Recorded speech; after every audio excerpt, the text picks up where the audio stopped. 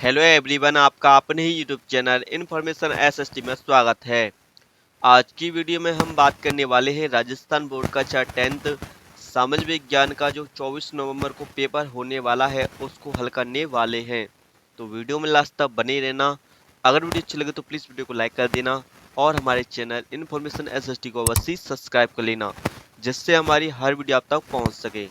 तो चलिए शुरुआत करते हैं अपनी वीडियो को। साथियों, आप सभी को मैं पहले ही स्पष्ट कर देता हूं, यह क्वेश्चन पेपर 2024-25 का है, अर्थात अगले वर्ष का यह क्वेश्चन पेपर है। ठीक है, अगर इस क्वेश्चन पेपर को आपने हल कर लिया तो आप 24 नवंबर का जो पेपर आएगा उसको आराम से हल कर सकोगे, ये मेरी गारंटी है। ठीक है, तो आप सभी को इन क्वेश्चनों को अच्छे से देख लेना है। ठीक है, क्योंकि कई बार जो क्वेश्चन है वो रिपीट हो जाते हैं। ठीक है, तो मैं आप सभी को पहले ही भ्रम में नहीं रखना चाहता। ठीक है, ये केवल प्रैक्टिस सेट है। ठीक है, तो आप सभी इस वीडियो को पूरा देखें और अपने मित्रों तक इस वीडियो को शेयर भी कर देना। ठीक है, और हमारे जो चैनल है उसे सब्सक्राइब जरूर कर लेना। ठीक है, तो सबसे पहला क्वेश्चन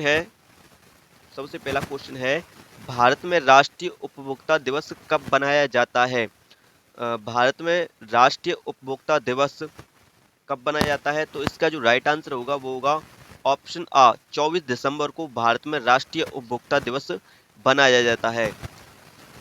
सेकंड क्वेश्चन है, देशों के तीव्र एकीकरण की प्रक्रिया क्या कहलाती है? देशों के तीव्र एकीकरण की प्रक्रिया क्या कहलाती है? तो इस प्रश्न का जो राइट आंसर होने वाला है वो होगा ऑप्शन सा, वैश्वीकरण। ठीक है, देशों के तीव्र एकीकरण की जो प्रक्रिया है उसे वैश्वीकरण कहा जाता है। अगला क्वेश्चन है, कॉमन लॉ किस देश में लागू किया गया था? ठीक है, आपका जो क्वेश्चन होने वाला है वो है कॉमन लॉ किस देश में लागू किया गया था? तो इस प्रश्न का जो राइट आंसर होगा वो होगा ऑप्शन बा, ब्रिटेन में। ब्रिटेन में बच्चों कॉमन लॉ लागू किया गया था। ठीक है, अगला क्वेश्चन है क्वेश्चन 4, जे एन टाटा ने भारत में प्रथम लौह एवं इस्पात संयंत्र कहाँ स्थापित किया?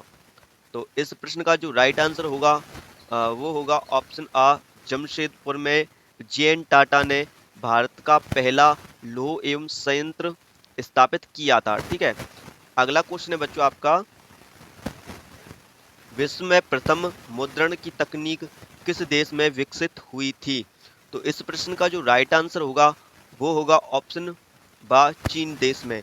सबसे पहले विश्व में जो पुस्तकें छपी थी, ठीक है, पुस्तकों का जो मुद्रण हुआ था वो चीन देश में ही हुआ था। इसके बाद अन्य देशों में शुरू हुआ था। ठीक है, अगला क्वेश्चन है बच्चों आपका क्वेश्चन 6, निम्न में से किस प्रांत में सीढ़ीदार खेती की जाती है?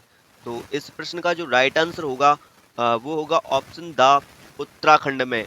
उत्तराखंड में बच्चों सीढ़ीदार खेती की जाती है। ठीक है, उत्तराखंड के अलावा हिमाचल प्रदेश में भी सीढ़ीदार खेती की जाती है। ठीक है, पहाड़ी इलाकों में सीढ़ीदार खेती की जाती है। ठीक है बच्चों, अगला क्वेश्चन होने वाला है आपका, अगला क्वेश्चन है, काली मृदा पर मुख्य रूप से कौन सी फसल उगाई जाती है? काली मृदा पर मुख्य रूप से कौन सी फसल उगाई जाती है? तो इसका राइट आंसर क्या होगा बच्चों? तो बच्चों इसका जो राइट आंसर होगा वो होगा ऑप्शन आ, काली मृदा पर कपास की जो खेती है वो की जाती है। ठीक है, कपास की जो फसल है वो उगाई जाती है। आपका बच्चों अगला क्वेश्चन है, वन्य जीव संरक्षण अधिनियम किस वर्ष लागू किया गया था? देख लीजिए बच्चों, ये बीच बुक में से क्वेश्चन उठाए गए हैं और सरल क्वेश्चन है। आपको ऐसा कभी भी नहीं लगेगा ये क्वेश्चन आ सकते हैं, परंतु बच्चों देखिए ये क्वेश्चन एग्जामिनर ने अ, दिए हैं। ठीक है, तो आपको हर क्वेश्चन को गौर से देख लेना है। ठीक है, और बच्चों एक बात स्पष्ट आपको कर देना चाहूँगा कि 9th और 11th की जो परीक्षा है वो होने वाली है 10 मार्च से। ठीक है, और बच्चों जो 10th और 12th की परीक्षा है वो 12 फरवरी से होने वाली है। तो आपके पास बिल्कुल भी टाइम नहीं बचा है, आपको लगातार अपनी जो पढ़ाई है वो जारी रखनी है। ठीक है, तो बच्चों प्रश्न 8 का जो राइट आंसर होगा वो होगा ऑप्शन 1972 में वन्य जीव संरक्षण अधिनियम पारित किया गया था। ठीक है, अगला क्वेश्चन है बच्चों, इनमें से कौन सी एक फलीदार फसल है। ठीक है, आपको बतानी है कि इनमें से कौन सी फलीदार फसल है। तो इस प्रश्न का जो राइट आंसर होगा वो होगा ऑप्शन आ, दालें। बच्चों दालें जो हैं वो सभी फलीदार फसल होती हैं। ठीक है, उनमें फली होती है, फली के अंदर ही दालें होती हैं।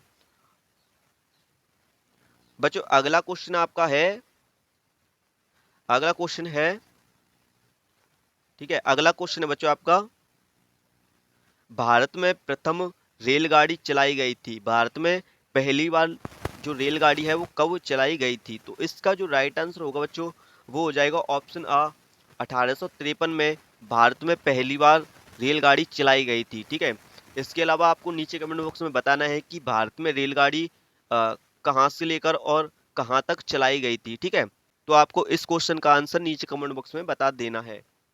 अगला क्वेश्चन है बच्चों, भारत में करेंसी नोट जारी किए जाते हैं, भारत में करेंसी नोट कौन सी संस्था जारी करती है। तो इसका जो राइट आंसर होगा वो होगा ऑप्शन बा, रिजर्व बैंक ऑफ इंडिया के द्वारा भारत में करेंसी नोट जारी किए जाते हैं। ठीक है बच्चों, तो बच्चों इस प्रकार से आपके जो MCQ क्वेश्चन थे वो कंप्लीट होते हैं। इसके बाद आपके रिक्त स्थान आएंगे। ठीक है, तो अब उनको देखते हैं। तो आपका पहला रिक्त स्थान है बच्चों, चंपारण में खालिस्तान उगाने वाले किसानों का विद्रोह हुआ। तो बच्चों किन किन किसानों का विद्रोह हुआ, इसमें ऑप्शन में आपको मिलेंगे नील और अनाज। तो इसमें से जो राइट आंसर होगा वो होगा बच्चों आपका नील। ठीक है, चंपारण में नील उगाने वाले किसानों का विद्रोह हुआ था। ठीक है, किन का हुआ था, नील उगाने वाले किसानों का चंपारण में विद्रोह हुआ था। अगला क्वेश्चन है बच्चों आपका, प्रथम महायुद्ध मुख्य रूप से खालिस्तान महाद्वीप में लड़ा गया। तो इसका जो राइट आंसर होगा वो होगा बच्चों यूरोप में। कहां पर, यूरोप में प्रथम महायुद्ध मुख्य रूप से लड़ा गया था। अगला क्वेश्चन है बच्चों आपका, अगला क्वेश्चन है आपका, मार्टिन लूथर खालिस्तान का एक धर्म सुधारक था। जो मार्टिन लूथर था वो किस देश का धर्म सुधारक था। तो इसका जो राइट आंसर होगा बच्चों वो होगा जर्मनी। ठीक है, जो मार्टिन लूथर था वो जर्मनी का एक धर्म सुधारक था। ठीक है, अगला क्वेश्चन है बच्चों आपका, अगला क्वेश्चन हो जाएगा आपका, पृथ्वी के लगभग खालिस्तान भाग पर जल पाया जाता है। तो पृथ्वी के लगभग कितने भाग पर जल पाया जाता है। तो इसका जो राइट आंसर होगा वो होगा 3/4। ठीक है, इतना प्रतिशत भाग पृथ्वी पर पाया जाता है। अगला क्वेश्चन है बच्चों आपका, तृतीयक क्षेत्र को खालिस्तान भी कहा जाता है। जो तृतीयक क्षेत्रक है उसको अन्य नाम, अन्य जो नाम है किस नाम से भी जाना जाता है। तो ठीक है, तृतीयक क्षेत्र को बच्चों सेवा क्षेत्रक भी कहा जाता है। ठीक है, क्या कहा जाता है, सेवा क्षेत्रक। तृतीयक क्षेत्र को सेवा क्षेत्रक भी कहा जाता है। अगला क्वेश्चन है आपका बच्चों, अगला क्वेश्चन हो जाएगा, लोकतंत्र में शासन की अंतिम शक्ति खालिस्तान के हाथों में रहती है। जो लोकतंत्र के शासन की जो अंतिम शक्ति है बच्चों वो जनता के हाथों में रहती है। ठीक है, किनके हाथों में, जनता के हाथों में लोकतंत्र की अंतिम शक्ति रहती है। क्योंकि बच्चों जो जनता है वो जो सरकार है अर्थात जो मंत्री होते हैं उनको चुनती है। ठीक है, तो लोकतंत्र में शासन की जो अंतिम शक्ति है वो जनता के पास ही होती है। ठीक है, तो बच्चों इसी प्रकार से आपके जो रिक्त स्थान थे वो कंप्लीट होते हैं। इसके बाद आपके एक एक अंक के क्वेश्चन आएंगे। ठीक है, आपको इन क्वेश्चनों में एक शब्द या एक लाइन में ही उत्तर देना होता है। तो आपका पहला क्वेश्चन है एक अंक का, भारत में कौन सी शासन व्यवस्था लागू है। ठीक है, आपको बताना है कि भारत में कौन सी शासन व्यवस्था अभी लागू है। तो इसका बच्चों क्या आंसर होगा, इसका जो आंसर होगा वो होगा संसदीय शासन व्यवस्था। ठीक है, अगर आपसे कोई पूछे कि भारत में कौन सी शासन व्यवस्था लागू है तो आपको बता देना है कि भारत में संसदीय शासन व्यवस्था लागू है। ठीक है, कौन सी व्यवस्था है, संसदीय शासन व्यवस्था। ठीक है, अगला क्वेश्चन है बच्चों आपका, अगला क्वेश्चन है, भारत में जनगणना कितने वर्ष पश्चात होती है। तो बच्चों भारत में जो जनगणना है वो 10 वर्ष पश्चात होती है, ठीक है। कितने वर्ष पश्चात होती है? 10 वर्ष पश्चात पश्चात भारत में जनगणना होती है, ठीक है। जो अंतिम जनगणना थी, भारत में अंतिम जनगणना कब हुई थी? तो भारत में अंतिम जनगणना 2011 में हुई थी। अगर हम 2011 में अगर 10 वर्ष और जोड़ते हैं तो ये संख्या हो जाती है 2021, ठीक है। 2021 में जनगणना हो जानी चाहिए थी, परंतु 2020-21 में तो भारत में कोरोना आ गया था, जिसके चलते 2021 में जनगणना नहीं हो पाई। अभी का जो टाइम है वो नवंबर 2025 चल रहा है, तो 4 साल ज्यादा हो गई है, अब 5 वर्ष होने वाली है, परंतु भारत में जनगणना नहीं हुई है, ठीक है। अब देखते हैं कब होती है। अगला क्वेश्चन है बच्चों आपका, भारत का कुल भौगोलिक क्षेत्रफल कितना है? ठीक है, भारत का जो कुल भौगोलिक क्षेत्रफल है वो कितना है? आपको हमेशा ये क्वेश्चन याद रखना है, ठीक है। तो भारत का जो कुल भौगोलिक क्षेत्रफल है वो है बच्चों 32,87,263 वर्ग किलोमीटर, ठीक है। आपको याद रखना है 32,87,263 वर्ग किलोमीटर, या फिर आप इस प्रकार से भी याद रख सकते हो 32.8 लाख वर्ग किलोमीटर, ठीक है। इस प्रकार से आप याद रख सकते हो। बच्चों आपका अगला क्वेश्चन है, हिंदू स्वराज पुस्तक के लेखक कौन है? जो हिंदू स्वराज पुस्तक है उसके लेखक कौन है? तो उसके बच्चों लेखक होंगे महात्मा गांधी, ठीक है। महात्मा गांधी हिंदू स्वराज पुस्तक के लेखक हैं। अगला क्वेश्चन है बच्चों आपका, अगला क्वेश्चन हो जाएगा, भारत में वनों को कितने भागों में बांटा गया है? तो भारत में वनों को कितने भागों में बांटा गया है? तो बच्चों इसका जो राइट आंसर होगा वो क्या होगा बच्चों? तो इसका जो राइट आंसर होगा वो होगा 5। भारत में वनों को 5 भागों में बांटा गया है, ठीक है। उनके आप नाम लिखना चाहो तो लिख सकते हो। वैसे 1 नंबर का क्वेश्चन है, इसमें नाम नहीं लिखना चाहिए, परंतु आप अपने अनुसार इसे देख सकते हो, ठीक है। बच्चों अगला क्वेश्चन है आपका, इंग्लैंड का कौन सा शहर फिनिशिंग सेंटर के नाम से जाना जाता है? तो इंग्लैंड का जो शहर है लंदन, ठीक है। जो इंग्लैंड का जो लंदन शहर है उसे फिनिशिंग सेंटर के नाम से भी जाना जाता है, ठीक है। और अब आपको क्वेश्चन का आंसर देना है कि लंदन को फिनिशिंग सेंटर के नाम से क्यों जाना जाता है, ठीक है। इस क्वेश्चन का आंसर आपको नीचे कमेंट बॉक्स में दे देना है, ठीक है। अगला क्वेश्चन है बच्चों आपका, भारत की पहली सूती कपड़ा मिल कहाँ पर लगी थी?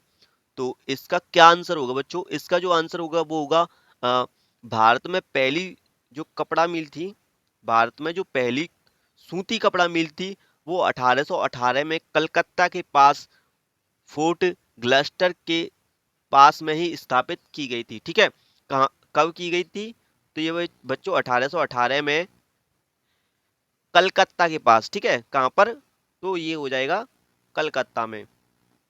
अगर आपसे पूछे कोई कि भारत की पहली सूती कपड़ा मिल कब स्थापित की गई थी, तो ये हो जाएगा 1818 में। अगर पूछे कोई भारत की पहली सूती कपड़ा मिल कब और कहाँ पर स्थापित की गई थी, तो कब का आंसर है 1818 में, और कहाँ का आंसर है कलकत्ता में, ठीक है। अगला क्वेश्चन है बच्चों आपका, पंजाब केसरी का प्रकाशन किसने किया था? तो पंजाब केसरी का जो प्रकाशन है वो लाला जगत नारायण ने 1965 में किया था। किसने किया था बच्चों? लाला जगत नारायण ने, ठीक है। जगत नारायण ने कब किया था? तो 1965 में, ठीक है। तो इसका आंसर ये हो जाएगा। बच्चों अगला क्वेश्चन है, बेल्जियम की राजधानी का नाम बताइए। इस क्वेश्चन का आंसर तो प्रत्येक बच्चे को याद ही रहना चाहिए, ठीक है। ये इतना सरल क्वेश्चन है, इतना सरल कि आप बहुत ही सरल है, ठीक है। तो इसका आंसर है ब्रूसेल्स। क्या हो जाएगा बच्चों?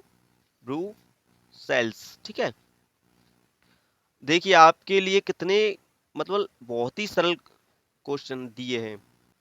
तो बच्चों आपके जो एक एक अंक के क्वेश्चन थे वो कंप्लीट हो चुके हैं। अब आपके बच्चों प्रश्न 27 से 2 अंक के क्वेश्चन शुरू होते हैं। तो 2 अंक का क्वेश्चन पहला है, जिला मार्ग क्या है? आपको बताना है कि जिला मार्ग क्या है। तो बच्चों जिला मार्ग एक जिले के भीतर विभिन्न कस्बों, गांव और प्रशासनिक केंद्रों को जोड़ने वाली सड़कें होती हैं। ठीक है, अगर आपसे कोई पूछे कि जिला मार्ग किसे कहते हैं, तो जिला मार्ग उसे कहते हैं बच्चों जिले के अंदर, ठीक है, जिले के अंदर विभिन्न कस्बों, गांव और प्रशासनिक केंद्रों को जोड़ने वाली सड़कें होती हैं, उन्हें जिला मार्ग कहा जाता है। ठीक है, अगला क्वेश्चन है बच्चों आपका, सत्याग्रह से क्या अभिप्राय है? तो बच्चों सत्याग्रह से क्या अभिप्राय है? तो सत्याग्रह का अर्थ है बच्चों सत्य के लिए आग्रह या सत्य पर दृढ़ता से डटे रहना। यह अहिंसक प्रतिरोधक यह नागरिक प्रतिरोधक का एक रूप है जिसमें व्यक्ति अपने अधिकारों के लिए बिना किसी हिंसा के संघर्ष करता है। ठीक है, तो बच्चों सत्याग्रह जो है वो सत्य के लिए आग्रह है बिना हिंसा के। ठीक है, तो आप इसे इस प्रकार से भी समझ सकते हो। अगला क्वेश्चन है बच्चों आपका, जॉबर कौन थे? आपको बताने हैं कि जॉबर कौन थे। तो बच्चों जॉबर वह व्यक्ति या जिसे उद्योगपति द्वारा नए मजदूरों की भर्ती के लिए नियुक्त किया गया था, उन्हें ही बच्चों जॉबर कहा जाता है। ठीक है बच्चों, बच्चों अगला क्वेश्चन है, कैलीग्राफी क्या है? आपको कुछ बताना है कि जो कैलीग्राफी है वो क्या है। ठीक है, तो इसका आंसर बच्चों कैलीग्राफी सुंदर और शैलीबद्ध लेखन की एक कला है जिसे सुलेखवी कहा जाता है। ठीक है बच्चों, जो कैलीग्राफी होता है वो सुंदर और शैलीबद्ध लेखन की एक कला होती है जिसे सुलेखवी कहा जाता है। तो इस प्रकार से आप इसे याद कर सकते हो। ठीक है,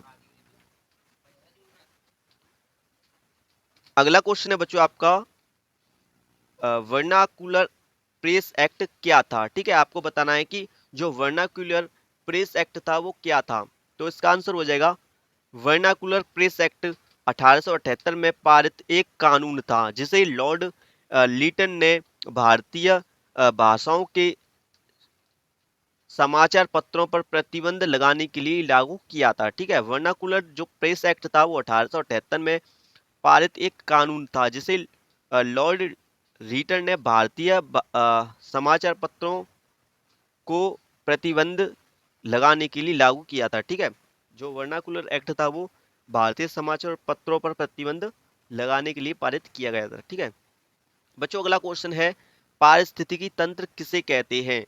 तो इसका आंसर हो जाएगा, पारिस्थितिकी तंत्र एक ऐसा तंत्र है जहाँ जीवित जीव, पौधे, जानवर और सूक्ष्म जीव एक साथ अपने निर्जीव वातावरण जैसे पानी, मिट्टी और हवा के साथ मिलकर काम करते हैं।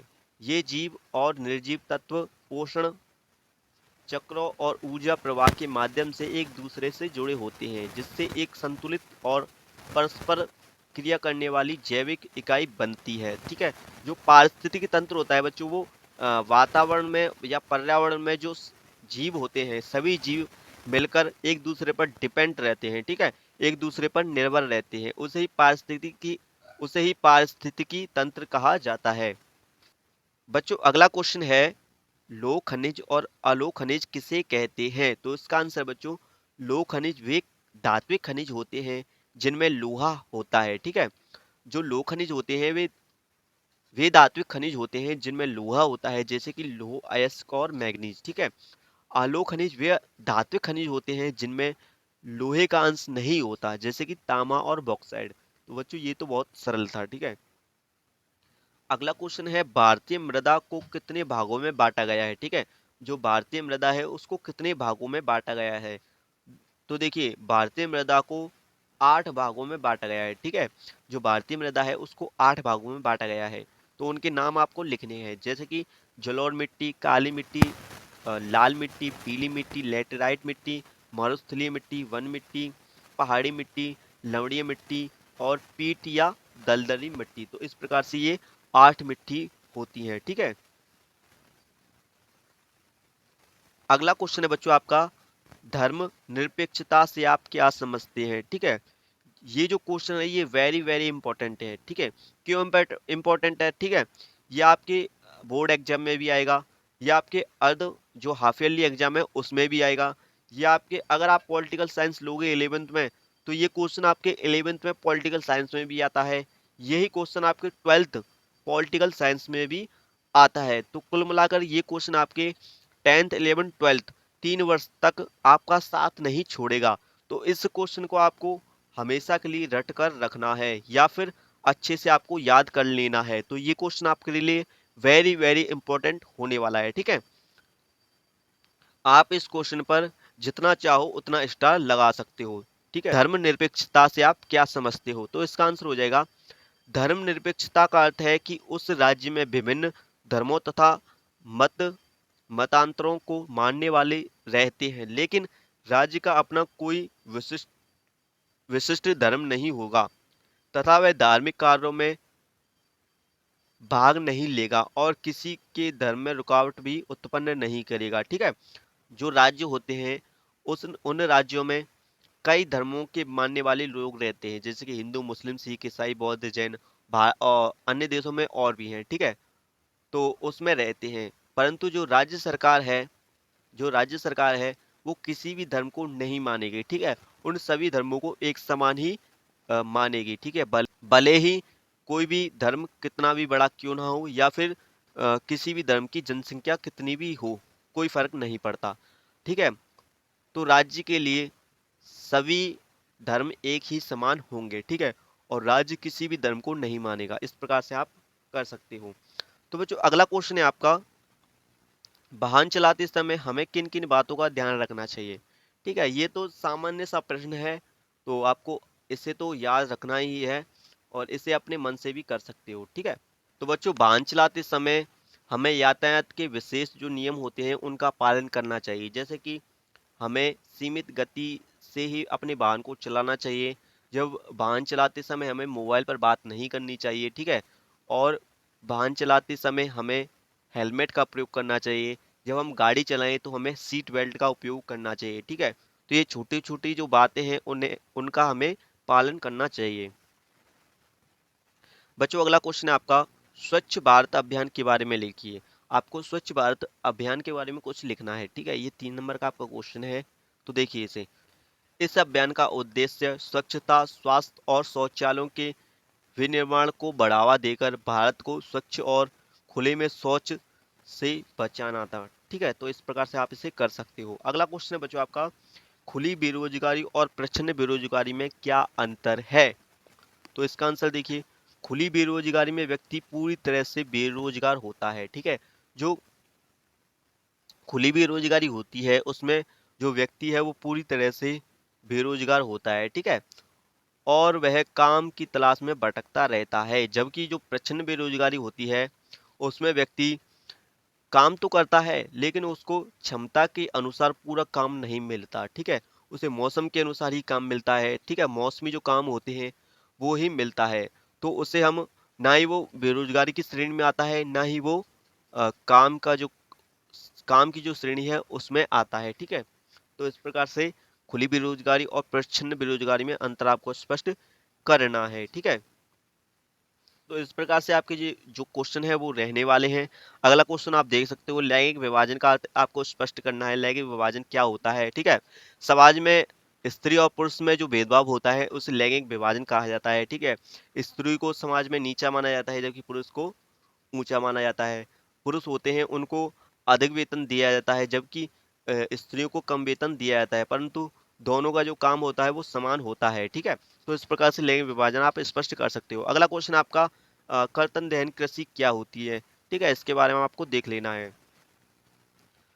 आपका बच्चों अगला क्वेश्चन हो जाएगा, फिर देखिए, सड़क परिवहन की उपयोगिता स्पष्ट कीजिए, ठीक है। तो ये क्वेश्चन आपका 3 अंक का है, ठीक है। तो आपको कुछ लाइन लिख देनी है। अगला क्वेश्चन है बच्चों आपका, जर्मनी का एकीकरण किस प्रकार हुआ स्पष्ट कीजिए। जो जर्मनी का एकीकरण है आपको उसे बताना है, ठीक है। या फिर आप अथवा में भी कर सकते हो, महात्मा गांधी राष्ट्रीय ग्रामीण रोजगार अधिनियम 2005 के उद्देश्यों की आपको अच्छे से व्याख्या कर देनी है, ठीक है। अगला क्वेश्चन है बच्चों आपका, सांप्रदायिकता राजनीति में अनेक रूप धारण कर सकती है कि नहीं, 4 रूपों का आपका विवेचन करना है, ठीक है। या फिर आप अथवा में भी कर सकते हो। अथवा में बच्चों आपको मानचित्र दिया होगा, ठीक है। आपको देखिए मानचित्र दिया होगा, उनमें ये ये 4 जो रिक्त स्थान है उन्हें भरना है, ठीक है। जो पहला स्थान है वो अमृतसर है। जो जो अमृतसर है वो कहाँ पर स्थित है?